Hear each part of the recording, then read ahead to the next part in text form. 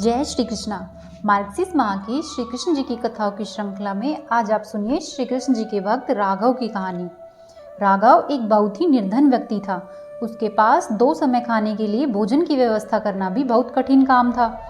वह भोजन की आशा में ठाकुर जी के एक बड़े मंदिर के बाहर जाकर बैठ जाता और हर आने जाने वाले से भोजन की आशा रखता था। मंदिर में आने वाले श्रद्धालुओं से उसको जो भी भोजन मिलता उसको खाकर वह संतुष्ट रहता था।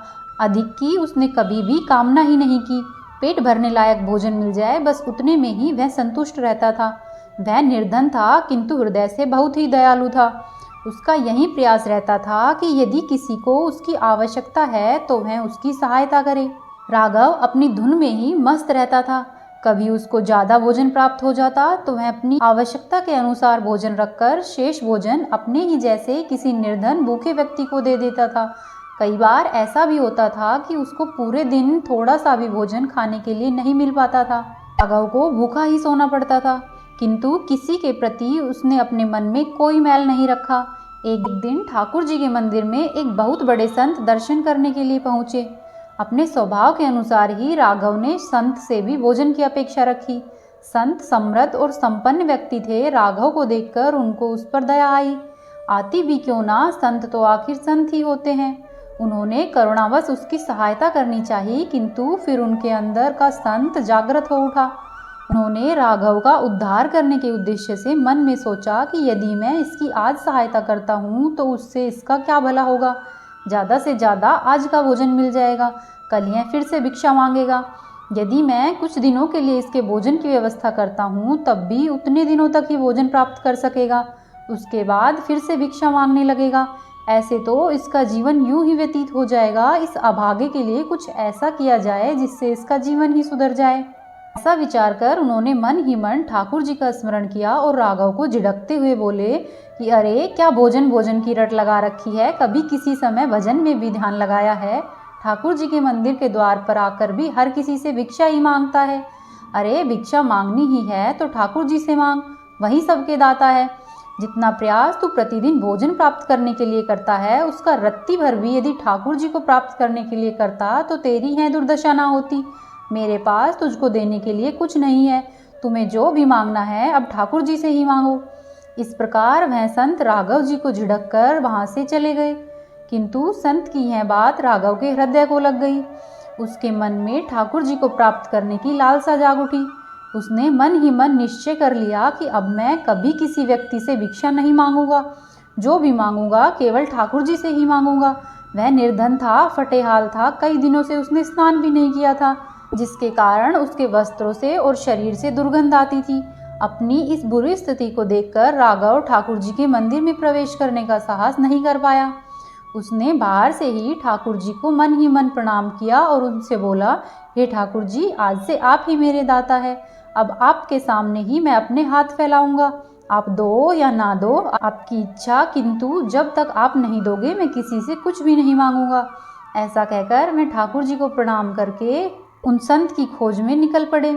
बहुत भटकने के बाद राघव को एक स्थान पर वह संत दिखाई दिए। राघव उनके पास पहुंचा और दोनों हाथ जोड़कर खड़ा हो गया। संत ने सोचा कि यह फिर से कुछ मांग रहा है। तब उन्होंने कहा कि तू फिर आ गया, तेरी समझ में नहीं आया। अरे मेरे पास तुझको देने के लिए कुछ भी नहीं है। संत ने इतना कहा ही था कि राघव उनके चरणों में गिर पड़ा और बोला, महात्मा जी, मैं आपसे कुछ मांगने नहीं आया हूँ, आपने तो मुझे वह दे दिया जो कि एक राजा भी नहीं दे सकता था। अब तो बस मैं आपका आशीर्वाद पाना चाहता हूँ। संत के पूछने पर राघव ने अपना संकल्प संत को बताया। तब संत की आंखों से उसकी बात सुनकर आंसू बह निकले। उन्होंने राघव को प्रेम से उठाया और अपने हृदय से लगा लिया और आशीर्वाद दिया, जा ठाकुर जी तेरी सभी मनोकामना पूर्ण करेंगे। ऐसा सुनकर राघव अपने घर को वापस लौट आया। उस दिन के बाद से वह प्रतिदिन ठाकुर जी के मंदिर तो जाता, किंतु भिक्षा मांगने नहीं, केवल मंदिर के बाहर बैठकर ठाकुर जी के दर्शन करता और ठाकुर जी का ध्यान करता रहता। इस प्रकार कई दिन बीत गए। उसको किसी से भी कोई भी भोजन प्राप्त नहीं हुआ, किंतु उसने किसी से भी भोजन की मांग नहीं की। 4-5 दिन जब भूखे रहते हुए व्यतीत हो गए तो राघव ने सोचा कि मैंने ठाकुर जी को कभी कुछ अर्पित नहीं किया, बल्कि उनके नाम से मांगता ही रहा। शायद इसी कारण वह मुझ पर दया नहीं कर रहे हैं। किंतु वह निर्धन जिसके पास भोजन के लिए भी कुछ नहीं था, भला ठाकुर जी को क्या अर्पित करता। तब उसने विचार किया कि क्यों ना ठाकुर जी को फूलों की माला ही अर्पित कर दूं, कुछ तो दे ही दूं। ऐसा विचार करके वह मंदिर की ओर चला, किंतु वह माला भी कहाँ से लाता, उसके लिए भी धन की आवश्यकता पड़ती है। धन उसके पास था ही नहीं। उसने विचार किया कि फूल बेचने वाले के पास जाता हूँ, शायद वह एक माला दे ही दे। राघव फूल बेचने वाले की दुकान पर पहुंचा, किंतु तभी उसे याद आया कि उसने किसी से कुछ नहीं मांगने का संकल्प लिया हुआ है। अब वह क्या करे, ऐसा सोच विचार कर ही रहा था कि उसकी दृष्टि दुकान के एक कोने पर पड़ी, जहां दुकानदार ने पुरानी मुरझाई हुई मालाएं डाल रखी थी। राघव को और कुछ नहीं सूझा। उसने उस मुरझाई हुई मालाओं में से एक माला उठा ली और चल दिया अपने ठाकुर जी के मंदिर की ओर। आज उसके कदमों में विचित्र तेजी थी, एक विश्वास और उत्साह, किंतु उसका उत्साह क्षण मात्र में ही विलीन हो गया। जैसे ही वह मंदिर की सीढ़ियों पर चढ़ने लगा, मंदिर के सेवादारों ने उसे रोक दिया। उसने बहुत मिन्नतें की और कहा कि उसको ठाकुर जी के दर्शन करने दो, मैं उनको यह फूलों की माला अर्पित करने आया हूँ। माला देखकर सेवादार हंसने लगे और उसका उपहास उड़ाया। यह सब चल ही रहा था कि तभी मंदिर के मुख्य पुजारी वहां पर आ पहुंचे। शोर शराबा सुनकर उन्होंने सेवादारों से कारण पूछा। तब सेवादारों ने उन्हें बताया कि यह किस तरह से ठाकुर जी को पुरानी माला चढ़ा रहा है। तब मुख्य पुजारी राघव और उसकी माला को देखते हुए मुस्कुराए और बोले कि अरे तू तो जाकर भिक्षा मांग, यहाँ तेरा क्या काम है। उन्होंने सेवादारों से कहा कि इसको यहाँ से हटाओ और आने जाने वालों को परेशानी हो रही है।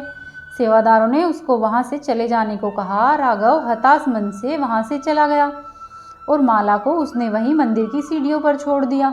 हताश राघव ने मन ही मन ठाकुर जी का स्मरण किया और कहा कि हे ठाकुर जी, मैं कैसे आपके दर्शन को आऊँ, अब आप ही दया कीजिए। मैं स्वयं तो आपको माला अर्पित नहीं कर पाया, आप ही इसे स्वीकार कर लीजिए। ऐसा कहकर राघव ने वह मुरझाई हुई माला मंदिर की सीढ़ियों पर रखी और वहां से चला गया। राघव को ऐसा करते देखकर मुख्य पुजारी ने घृणा से सेवादारों से कहा, इस माला को यहाँ से हटाओ। सेवादारों ने मुख्य पुजारी के सामने ही माला उठाकर पास की झाड़ियों में फेंक दी। इस पूरी घटना के बाद जब मुख्य पुजारी ने मंदिर में ठाकुर जी के भवन में प्रवेश किया तो वहां विचित्र सा कोलाहल था, जिसे देखकर पुजारी जी ने अन्य सेवादारों से उसका कारण पूछा तो सभी ने एक साथ ठाकुर जी के श्री विग्रह की ओर संकेत करते हुए कहा कि ठाकुर जी के गले में पड़ी सभी फूलमालाएं एक क्षण में ही सूख गई है। मुख्य पुजारी ने ठाकुर जी की ओर देखा तो यह सत्य था। ठाकुर जी के गले में पड़ी सभी फूलमालाएं ऐसी प्रतीत हो रही थी कि मानो कई दिन पुराने सूखे फूलों की हो। सभी लोग बोले कि यह सभी मालाएं कुछ क्षण पूर्व एकदम ताजी थी और अपनी सुगंध फैला रही थी, किंतु ना जाने अचानक से क्या हुआ, सबकी सब मालाएं सूख गई है। मुख्य पुजारी को बहुत ही आश्चर्य हुआ। उन्होंने सेवादारों से नई मालाएं लाने को कहा। तुरंत ही नई और ताजी मालाएं आ गई। पुजारी ने जैसे ही वह मालाएं ठाकुर जी के गले में पहनाई, तुरंत ही वह मालाएं भी पहले की तरह सूख गई। अब सब लोग बहुत चिंतित हुए। सभी के मन में एक ही विचार था कि कहीं न कहीं किसी से कोई बड़ा अपराध हुआ है, जिसके कारण यह सब हो रहा है। सभी लोग विचार विमर्श कर ही रहे थे कि तभी पुजारी की दृष्टि ठाकुर जी के चरणों में पड़ी एक मुरझाई हुई माला पर पड़ी थी। वह माला मुरझाई हुई अवश्य थी, किंतु सूखी नहीं थी। उसमें से भीनी भीनी सुगंध अभी भी आ रही थी। उस माला को देखते ही मुख्य पुजारी के मुख से अचानक ही यह निकला, अरे यह यहाँ कैसे, यह यहाँ पर कैसे आ गई। उन्होंने देखा कि वह माला तो वही थी जो कि राघव ने मंदिर की सीढ़ियों पर छोड़ी थी। मुख्य पुजारी तुरंत ही मंदिर से बाहर की ओर भागे। अन्य लोग भी पुजारी के पीछे पीछे चल दिए, किंतु किसी को समझ में नहीं आया कि पुजारी जी अचानक से बाहर क्यों भाग रहे हैं। सीढ़ियों के पास पहुंचकर पुजारी ने सेवादारों से कहा कि जरा उस माला को देखो जो राघव यहाँ डाल कर गया था। सेवादारों ने झाड़ियों में उस माला को बहुत तलाशा, किंतु वह वहां पर नहीं मिली। अब मुख्य पुजारी को समझ आ गया कि उनसे बड़ा अपराध हो गया है। उन्होंने सारी बातें अन्य लोगों को भी बताई और कहा कि कैसे भी हो राघव को ढूंढ कर लाओ। बहुत ढूंढने के बाद आखिरकार एक स्थान पर राघव बैठा हुआ मिला। वह ठाकुर जी के ध्यान में मग्न और भजन गाने में व्यस्त था। जब उसने देखा कि उसके चारों ओर बहुत सारे लोग एकत्रित हो गए हैं तो उसने पूछा कि भाई क्यों, क्या बात हो गई, मुझसे कोई अपराध हुआ है क्या। सेवादारों ने कहा, शीघ्र चलो, मुख्य पुजारी ने तुम्हें बुलाया है। राघव ने सोचा कि निश्चित ही उससे कोई अपराध हुआ है। वह डरता हुआ ठाकुर जी को याद करता हुआ सेवादारों के साथ चल दिया। जैसे ही सब लोग मंदिर पहुंचे, मुख्य पुजारी दौड़कर राघव के पास पहुंचे और उनके चरणों में गिर पड़े। राघव अचानक हुई इस घटना से अचकचाकर पीछे हट गया। उसकी समझ में ही नहीं आया कि यह क्या हो रहा है। तब पुजारी ने राघव को सारी बात बताई कि किस तरह से उसकी माला जो कि झाड़ियों में फिकवा दी थी वह ठाकुर जी के चरणों में मिली है, और उससे अपने अपराध के लिए क्षमा मांगी और कहा कि हम सब ने तुमको पहचानने में बहुत बड़ी भूल कर दी। तुम तो ठाकुर जी के लाडले हो, ठाकुर जी रुष्ट हो गए हैं, अब तुम ही उन्हें मनाओ। यह सब सुनकर राघव को बहुत ही आश्चर्य हुआ, उसकी आंखों से आंसू बह निकले, किंतु वह मंदिर में प्रवेश करने का साहस नहीं कर पा रहा था। इस घटना की चर्चा समस्त नगर में अग्नि के समान फैल गई। उन संत के कानों में भी जब इसकी खबर पहुंची तो वह तुरंत ही मंदिर की ओर चल दिए। वहां पर पहुंचकर संत ने राघव से कहा कि राघव, संकोच क्यों करते हो, ठाकुर जी ने तुमको पुकारा है, यह तुम्हारी भक्ति और निष्ठा का फल है, जाओ और ठाकुर जी का अभिनंदन करो। राघव संत के चरणों में गिर पड़ा और उसकी आंखों से आंसू रुकने का नाम नहीं ले रहे थे। संत ने राघव को प्रेम पूर्वक उठाया और उसको लेकर भगवान के भवन की ओर बढ़ा। पीछे पीछे सभी लोग चले। भवन में पहुंचकर संत ने राघव को फूलों की माला देते हुए कहा कि राघव, ठाकुर जी के गले में सूखी मालाएं उचित नहीं।